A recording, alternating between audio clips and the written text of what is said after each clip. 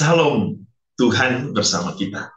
Senang berjumpa kembali dalam renungan harian Santapan Jiwaku. Saudara-saudari, hari ini kita semua akan kembali merenungkan firman Tuhan dari Injil Lukas bab 13 ayat 18 sampai 21. Mari kita mendengarkan firman Tuhan dan kita boleh mewujudkannya di dalam kehidupan kita. Inilah Injil suci menurut Lukas. Maka kata Yesus, seumpama apakah hal kerajaan Allah, dan dengan apakah aku akan mengumpamakannya? Ia seumpama biji sesawi yang diambil dan ditaburkan orang di kebunnya. Biji itu tumbuh dan menjadi pohon, dan burung-burung di udara bersarang pada cabang-cabang. Dan ia berkata lagi, dengan apakah aku akan mengumpamakan kerajaan Allah?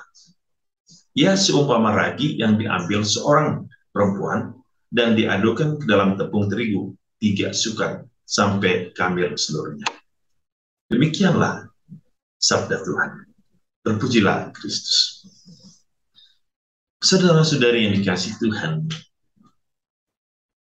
iman kita adalah suatu pengakuan akan keilahian Allah, akan kebesaran dan keagungan Allah. Dan dalam kekaguman kita, dalam pengakuan iman kita akan kebesaran Allah, ada hal yang paling penting yang mau kita wujudkan di dalam kehidupan kita, yaitu bagaimana kerajaan Allah itu hidup di dalam diri setiap orang. Ya. Dan kerajaan Allah itu hadir untuk menampakkan sukacita Bapa bagi manusia. Dan dalam sukacita itu, ia harus memberikan nilai dan makna bagi kehidupan iman. Ketika biji sesawi ditaburkan dan dia tumbuh menjadi pohon dan banyak burung-burung bersarang di cabangnya, kita juga harus bisa menjadi pohon yang dimana akan begitu banyak sukacita yang datang dalam hidup kita. Dan semua orang akan melihat sukacita itu. Itulah yang mau disampaikan oleh Yesus, bahwa semua orang mampu melihat sukacita ilahi dalam kehidupan ini. Dan tentu di dalam kehidupan siapa?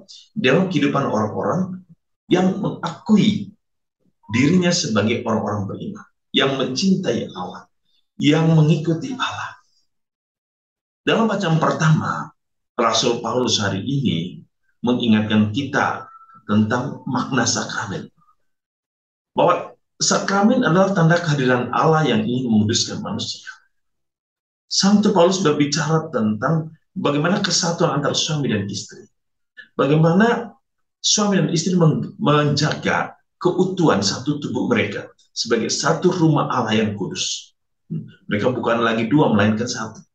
Satu berarti mereka membangun satu kehidupan bersama. Dan di dalam kehidupan bersama itu, Allah menjadi kepala hidup mereka, atau dengan kata lain, Tuhan adalah kepala rumah tangga yang sesungguhnya.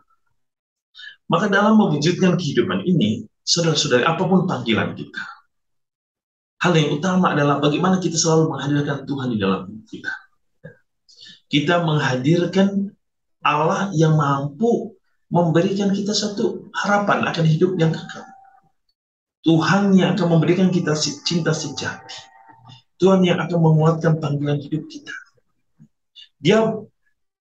Yesus hari ini mengutamakan bagaimana kerajaan Allah itu bagaikan ragi yang diambil. Ketika dicampur dengan adonan, dia akan mengembang. Hidup kita itu juga harus seperti itu. Bahwa perbuatan baik kita, kebajikan kita itu harus terus berkembang dalam hidup kita. Dan tentu kebajikan itu selalu kebajikan yang berdasarkan pada kebajikan ilahi kerajaan Allah itu sendiri. Saudara-saudari, kita perlu bertanya, kebaikan-kebaikan apa, kebajikan-kebajikan ilahi apa yang sudah kita miliki, dan itu terus berkembang dalam kehidupan kita. Dan kebajikan itu menjadi sukacita bagi banyak orang. Dan banyak orang mendapatkan kebaikan itu dari kita. Yang dimana kebaikan itu yang merupakan adalah pemberian Tuhan. Itulah hidup orang beriman. agar kita menaburkan benih yang baik, bertumbuh, dan menghasilkan banyak benih-benih baru. Dan benih kebaikan itu akan terus kita taburkan di seluruh kehidupan. Saudara-saudari, semoga hari ini kita semua diberkati dalam seluruh hidup dan karya kita. Dalam nama Bapa dan Putra dan Roh Kudus. Amin.